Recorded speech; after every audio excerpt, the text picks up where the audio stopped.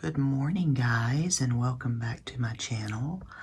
I am finally going to share with you today this wall of my studio, which is what I call my DIY outpost station.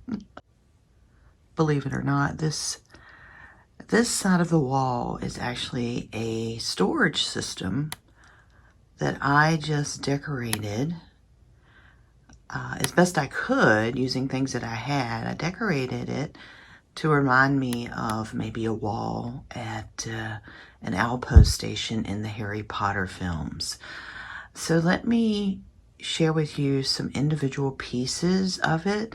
So let's start at the top. So at the top is a little string of lights with clips. And this is where I like to display seasonal mail that I've received over the years.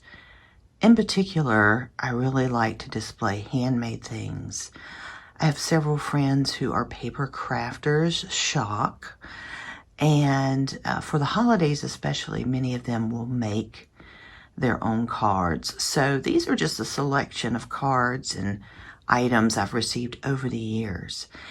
And I also have a similar situation for Christmas and Valentine's Day. And what I do is I store Christmas, Valentine's, and Halloween separately. Down in this bottom, you can see those brown boxes. And this answers probably the first question, one of the first questions I get a lot about mail. Do I save mail and how do I store it? I save some mail. And especially things that are handmade, and I know a lot of thought goes into them.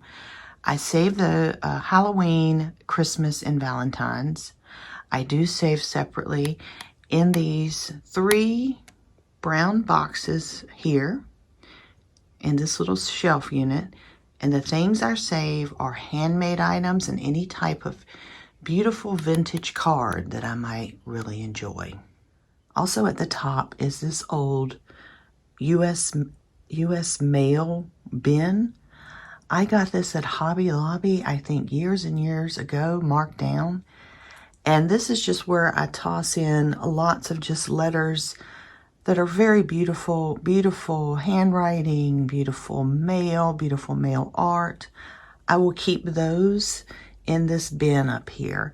And sometimes I'll go through that during the non-holiday season and I'll display those cards and envelopes up here. All right, coming down a little from the display area, you'll start to see I'm displaying some of my distinctive Harry Potter items. And I apologize for the glare, but this is my Harry Potter letter. It's actually a postcard that I got from the Mina Lena shop in London, and I had it framed. So I'm very much inspired by the letter that Harry received in the Harry Potter stories. I love the whole Mina Lena design, and they are a huge inspiration behind a lot of what I do. I also, of course, am displaying the little map that, the secret map that was used in a lot of the stories. This is a replica, the Marauders map. This is a replica from the movies. I think you can find this on something like Amazon. And I've got little owls, various owls. These 3 here were gifts to me. And then I've got this little board over here. It's like a little clipboard. And here I can change out the display. So right now I've got it set as Halloween. And I can change that up to anything, a photo or Christmas card. Okay, and then coming down, you can see I've got this little storage bin.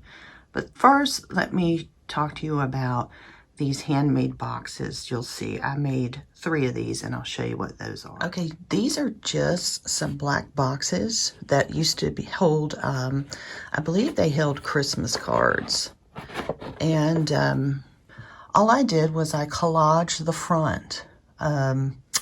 This is just a postcard of an owl that someone gifted me years ago. And then I've got some vintage ephemera And this is something you can do with just any box that you might have around the house. You can decorate these, and these can be storage boxes. So this particular box, I believe, has a little bunting, yeah, that I might use to string up around the outpost station at certain times of the year. All right, next I have this wooden storage container. It's actually 2 pieces. I picked these up from Hobby Lobby years ago. And this is where I like to store little craft supplies. So for instance, in here, this is where I keep a lot of my floral wire and picks. Kind of gets things out of the way. I am in the middle of making some labels for these. I just haven't gotten to it in time to do this video. But this is a great way to disguise a lot of small craft items that you might have, and you're just not sure where to keep them all. So I try to make everything, even though this is very decorative, I try to make it very functional. I will change up the little display over here too. You can see I've got a ledge, and right now I've got my raven mail for Halloween. And then coming on down here, this is where I keep a lot of packaging supplies. So like the padded envelopes, tags, and down in this basket is my packaging tape. And I've got it disguised because I have been running a very tiny eBay shop over the past year where I sold some small items that could fit in these things. And so I just wanted to keep everything in one place. I do have a little pin board. I kind of wrapped up just an old bulletin board to look like an Outpost package. And this is where I have my Outpost. I do collect Outpost pins or owl pins.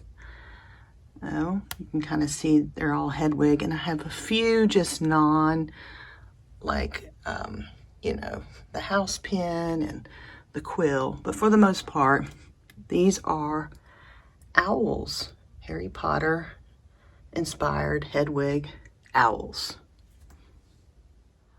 Okay, back over to this shelf, and coming down below the storage bin, you'll see these 2 boxes. So I've got my Luna glasses here, and another little Hedwig over there, just for decor. But in these boxes are different types of papers and notepads.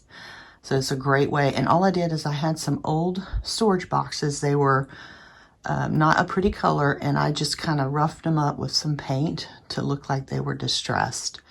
And I think these were boxes from the Container Store, but they're perfect for, I've got some Tomoe River paper that's a longer size, and it's not a standard 8.5 by 11, and it's easy to store in there.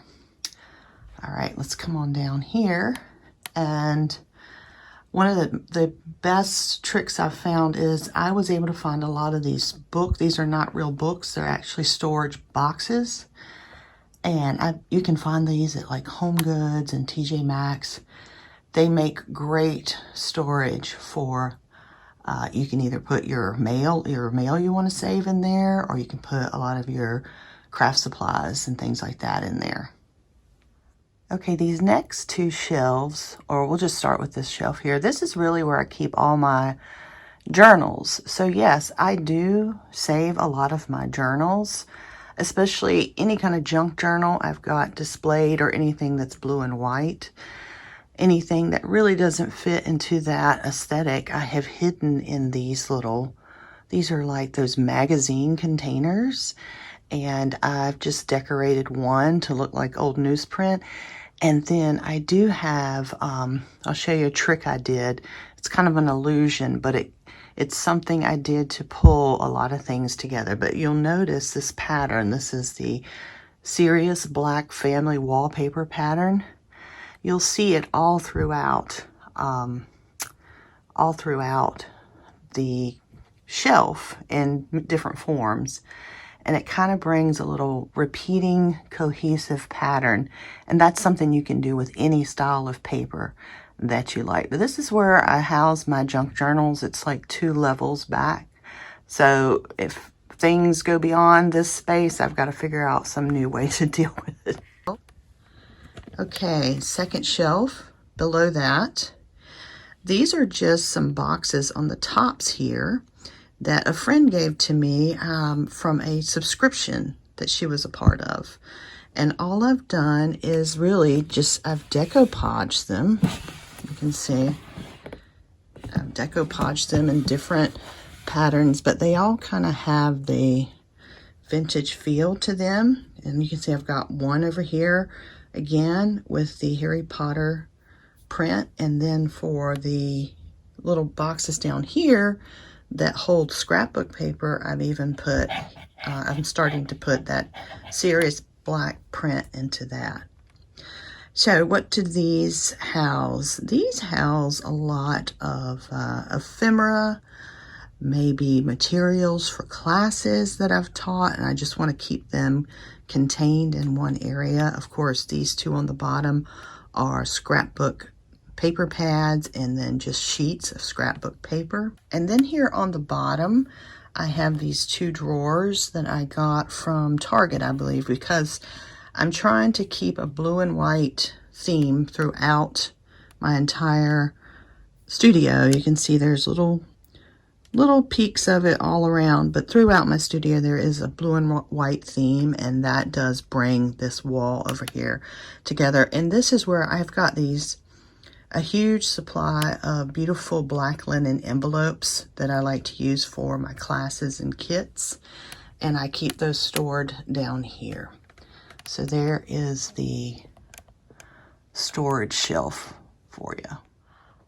So I think my second tip for you, because most of you just wanted to know how I store letters, and you know, I just get really creative with my storage boxes, and I try to use what I have. So my second tip for you is just take everything that you have that can be converted into some type of storage, and then if they don't match, find a common theme. So this is the wrapping paper that I bought at the Mina Lena shop in London, but I'm sure you can find it online. And then I just went through and I popped this into little areas all around the bookcase. And I'm going to show you a couple of places up close. So I took old clothespins and put a strip of that paper on there. I used it to collage. I used it to put on these label holders here. I used it to collage a box, collage a magazine holder, and then also, it's hard to see, but back in here I framed one of them to kind of give that a feel for it too. And there you can see there's another paper clip, laundry pen that I covered in it. So there's always some kind of repeating pattern in there, and you'll be surprised how something small like that works. So anyway, there you are, as promised. This is my Outpost wall that is disguising a lot of stationery products that would just look a little mix match and a little overwhelming if they weren't compartmentalized. They would probably pile up and look a lot like clutter. For some of you, this might be a little bit too maximalism. But to me, it is fun order. So it's a way of taking something I love and using it to organize a lot of bits and bobs and supplies. So I hope you enjoyed this video, and I'll see you tomorrow.